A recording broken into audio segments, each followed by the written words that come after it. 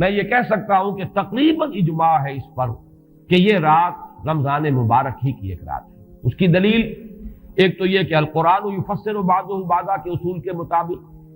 قرآن مجید کے اندر سورہ بقرہ میں واضح کر دیا گیا شہر رمضان الذی انزل فیہ القرآن، رمضان مبارک کا مہینہ وہ ہے کہ جس میں قرآن نازل کیا گیا، اور یہاں فرمایا انا انزلناہ فی لیلۃ القدر، ہم نے اس کو اتارا ہے لیلۃ القدر میں۔ ان دونوں کو جوڑیے تو اس کا ایک لا محالہ جو ایک انیویٹیبل رزلٹ نکلتا ہے وہ یہی ہے کہ یہ لیلۃ القدر رمضان مبارک میں۔ دوسری اس کی تائید ہوتی ہے وہ مشہور حدیث جس کو الحمدللہ کہ ہم نے بہت عام کیا ہے، رمضان مبارک کی آمد سے قبل کوشش ہوتی ہے ہر سال جو ہے اس کی یاد دہانی کرا دی جائے۔ ایک طویل خطبہ جو حضور نے دیا تھا،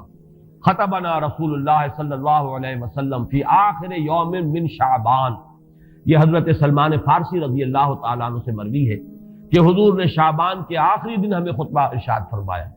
یا ایھا الناس قد اظلکم شہر عظیم شہر مبارک شہر فیہ لیلۃ خیر من الف شہر، لوگوں آگاہ ہو جاؤ، تم پر ایک بہت مبارک مہینے نے، بڑی عظمت والے مہینے نے سایہ کر دیا ہے، سایہ فگن ہو گیا ہے تم پر ایک مہینہ جو بڑی عظمت والا ہے، شہر عظیم جو بڑی برکت والا ہے، شہر مبارک، اور تیسرا جملہ اس میں یہی ہے شہر فیہ لیلۃ خیر من الف شہر، وہ مہینہ کہ جس میں ایک رات وہ بھی ہے کہ جو 1000 مہینوں سے افضل ہے۔ ان دونوں چیزوں کے حوالے سے تقریباً دلائل بھی موجود ہیں، اور ویسے یہ کہ جیسا کہ میں عرض کر چکا ہوں اجماع ہے کہ یہ رمضان مبارک ہی کی ایک شب ہے۔ لیکن رمضان مبارک کی کون سی شب ہے، اس پر بعض مفسرین نے تو لکھا ہے کہ 40 قول ہیں۔ چنانچہ صاحب تفسیر مظہری قاضی ثناء اللہ پانی پتی نے، میں نے وہ تفصیل تو نہیں پڑھی، کہ 40 قول نقل کیے، لیکن امام راضی نے جو 9 قول نقل کیے ہیں وہ میں تیزی کے ساتھ آپ کو سنا دیتا ہوں۔ ابن رزین رحمہ اللہ کا قول یہ ہے کہ رمضان کی پہلی شب ہے۔ حضرت حسن بصری رحمت اللہ علیہ، یہ ہے تابعین میں سے، اس لیے میں رضی اللہ عنہ نہیں کہہ رہا، رحمت اللہ علیہ، حضرت حسن بصری رحمت اللہ علیہ کی رائے ہے کہ یہ 17ویں شب ہے،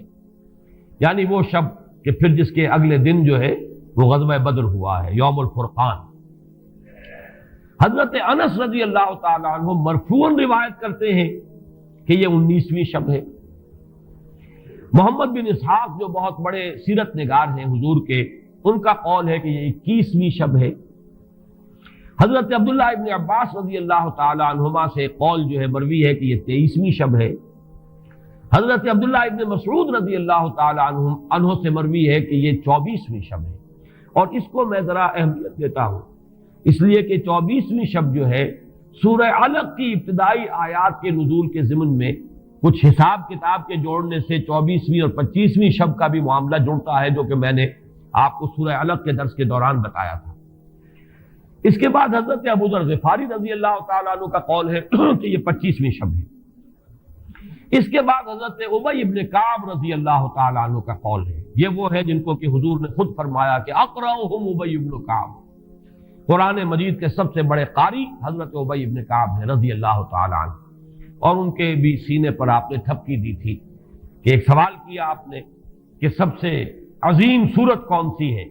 اور جب انہوں نے صحیح جواب دے دیا سورہ فاتحہ، تو پھر یہ کہ اس پر حضور نے تھپکی دی کہ تمہیں اللہ تعالیٰ نے بہت صحیح مناسبت عطا کی ہے علم کے ساتھ۔ ان کی اور صحابہ میں سے بہت سے لوگوں کی رائے، یہاں تک کہ یہ کہا جا سکتا ہے کہ بقیہ اقوال جو ہیں وہ شاذ کے درجے میں ہے، اور یہ گویا کہ اگر اجماع نہ کہا جائے تو بہت حد تک اتفاق کے درجے میں ہے کہ یہ 27ویں شب ہے۔ اور اس 27ویں شب کے ضمن میں حضرت عبداللہ ابن عباس سے ایک روایت میں پہلے آپ کو بتا چکا ہوں کہ 23ویں شب، لیکن 27ویں شب کے ضمن میں جو مختلف روایات حضرت عبداللہ ابن عباس رضی اللہ تعالی عنہما سے مروی ہیں، ان میں بھی کچھ لطیف نکات ہیں، وہ میں بعد میں بیان کروں گا۔ اس کے بعد ایک شاذ قول اور بھی ہے کہ یہ 29ویں شب ہے۔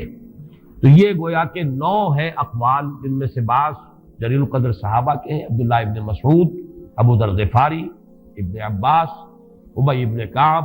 لیکن یہ ہے کہ سب سے زیادہ جو اتفاق اگر اجماع نہ کہا جائے تو 27ویں شب پر ہے۔ اس 27ویں شب کے بارے میں حضرت عبداللہ ابن عباس نے 3 نکتے بیان کیے۔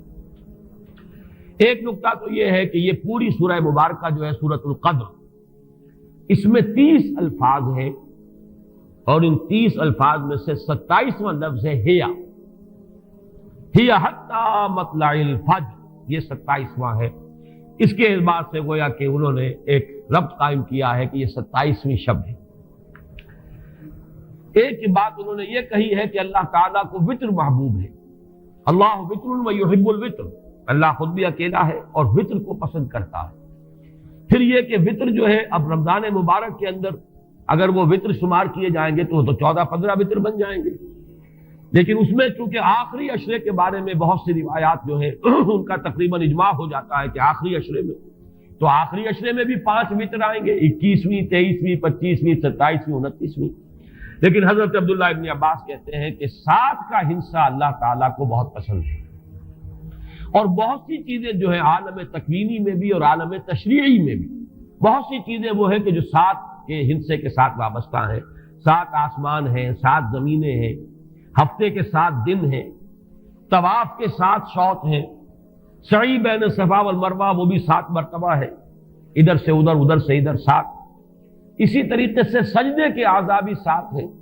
تو اس سے انہوں نے پہلے وطر اور وطر کے بعد 7 کا ہندسہ، رمضان کے آخری عشرے کی وطر راتیں اور ان میں 7ویں رات یعنی 27ویں شب، وہ اپنے اس حساب کتاب سے بھی، اور جب انہوں نے یہ بات بیان کی تو حضرت عمر رضی اللہ تعالی عنہ نے ان کی تحسین کی تھی۔ آخری بات اور بھی کہی گئی ہے کہ لیلۃ القدر جو ہے اس کے اندر حروف کو اگر شمار کیا جائے تو 9 بنتے ہیں، اور یہ لیلۃ القدر اس سورہ مبارکہ میں 3 مرتبہ آیا ہے۔ انا انزلناہ فی لیلۃ القدر وما ادراک ما لیلۃ القدر لیلۃ القدر خیر من الف شہر،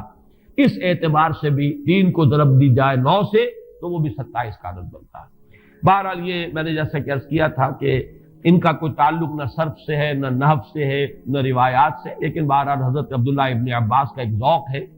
اس کو آپ ذوقی باتیں بھی کہہ سکتے ہیں، لیکن یہ کہ حضرت عبداللہ ابن عباس کی ذوقی بات ہے، لہذا اس کا کم سے کم تذکرہ ہو جانا چاہیے۔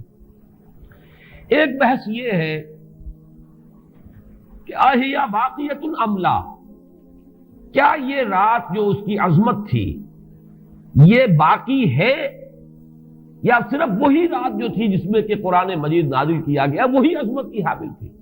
انا انزلناہ فی لیلۃ القدر، یا یہ کہ اب بھی ہر سال یہ رات آ رہی ہے تو اسی عظمت کی حامل ہے، اسی قدر و منزلت کی، اسی برکت کی حامل ہے؟ اس پر بھی تقریباً ایک اجماع ہے کہ یہ لیلۃ القدر باقی ہے، ہر سال آتی ہے۔